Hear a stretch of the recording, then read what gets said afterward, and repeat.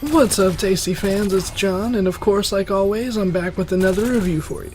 Today I'll be looking at a game that's completely full of over-the-top craziness, a game where the plot makes no sense, but you don't care because of how fun it is, a game where the characters are so over-the-top silly that it hurts, but you find them awesome. An open-world game made by Volition named Agents of Mayhem! Alright, all joking aside, Agents is made by the same team that made Saints Row, is just as wacky as its predecessor, and is technically in the same universe. But with all that being said, I want to review this game based on its own merits, and not based on what Saints Row was. With that being said, let's dive right into the tasty review of Agents of Mayhem.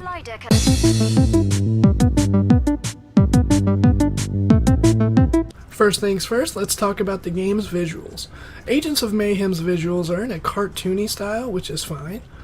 With all the characters in the game, they have great and unique designs, but the same can't be said for the rest of the game. Let's start with the city itself. Now, the game takes place in Seoul, South Korea, and I have to say that Seoul is by far the most boring city ever to look at. I would think South Korea, the home of K-pop, would have much more interesting visuals to look at than this. I mean, the whole city looks like a bunch of gray rectangles with purple accents. I get that the game is going for a futuristic look, but I think Volition took the term way too far, because the city looks and feels utterly lifeless. There's just a few NPCs standing around, but they also look very generic. A lot of the time, you anger the citizens by accidentally hitting them during combat, causing them to literally turn red with anger, covering up the small sense of design they had. The vehicles driving around the city look interesting on a geographical design, but again, they are overshadowed by the gray texturing and boring colors they're given. As I'm writing this, the only visual aspect of the game that stands out in my mind is the characters. Unfortunately, in a game where you spend the whole time traversing a city, it's not so good when it just looks eh. So visually, I'd have to give the visuals of Agents of Mayhem a 5 out of 10. The soundtrack in Agents of Mayhem is kind of a disappointment. It's just a bland pile of eh. There are no memorable songs, and everything just sounds like a techno-poppy droll. Would it be too wrong to take one note out of Saints Row's book and have a library of memorable soundtracks in which you could customize your own memorable playlist? I mean, is that too much to ask? And I know I said I wouldn't compare it to Saints Row, but this is literally the only one time, so please forgive me. Anyway, the rest of the game sounds are okay in the sense that everything sounds accurate, guns sound like guns, explosions sound like explosions, footsteps like footsteps, and so on and so forth. I will say this though, the voice acting is done pretty well. In a game that should never ever be taken seriously, the actors and actresses do a great job of delivering their lines with such comedic prowess. It's really hard to give a score to the audio because there is one aspect I really like, and that's the voice acting. And as for the others, it just left hardly any impression on me whatsoever. So again, with that being said, I'm going to have to give it the same score I gave the visuals, a 5 out of 10. I'm sorry.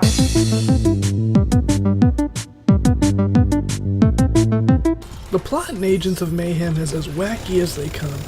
Again, no one should take anything in this game seriously at all.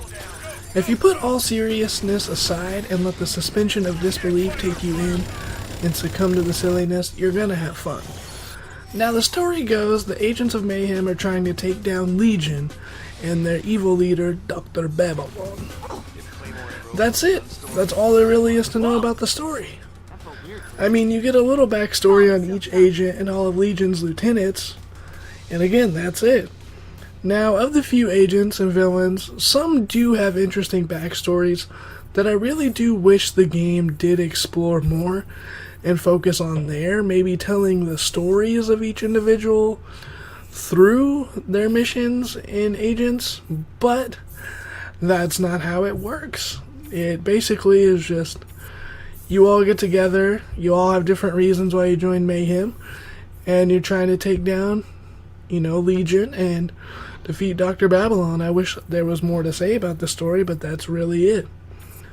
The brief glimpses we get into a couple of those interesting characters do liven up some more of the dull aspects of the plot. I'd give the story a 6 out of 10. It has little to offer, but there is something to offer. Mild entertainment.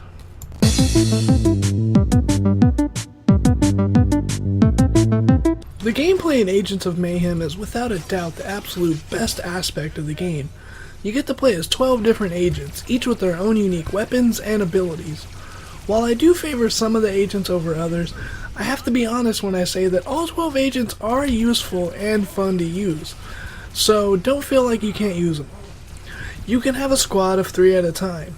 Even though I did have my favorites, I did often like to swap them out to keep gameplay fresh. The game does a good job of having varied enemy types, so you want to keep your squad varied as well, so you'll be able to take on any threat that comes your way, because each agent is good at taking down a specific type of enemy. The game also has a pretty extensive level up system, allowing each agent to level up and gain new abilities that only they can use, as well as get different perks to strengthen their stats. The combat is very fun. Utter chaos is unleashed as hordes of enemies are set out to kill you. Using agents' weapons and abilities make the gameplay fun, especially when you're able to use their Mayhem abilities, in which all hell is just broken loose and you kill everything in your sight. But I do have to say, for an open world game, the map is quite small. But it's still fun to traverse, because each agent can run fast as hell and triple jump. And yes, that was triple jump. It's like you're freaking James Heller or Alex Mercer out there just running and jumping up buildings. But again, in a sandbox type game, I do gotta comment on the lack of unique vehicles. It was a bit of a letdown. Oh, and there's no motorcycles. Like, what the hell? Why in a game where I can drive across the city is there no freaking motorcycles? Aside from that, there just isn't much to do, though.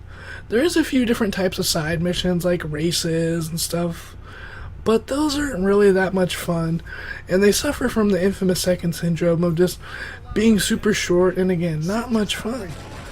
The agent side missions are okay, but there isn't enough of them, which is upsetting because that's more of the backstory into each agent, so it's kind of a letdown that you don't get to do those. So while there isn't many side missions to do, the story missions are extremely fun and quite challenging, and will keep you wanting to play. I myself got a good 25 hours out of the game, and could have got way more if I decided to complete it 100%. But I gotta move on for the channel, so you know. Anyways though, since the gameplay was so fun, I'd give it a 7 out of 10.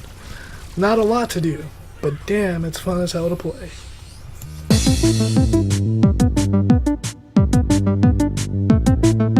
So with that being said, my final score for Agents of Mayhem is a 7 out of 10.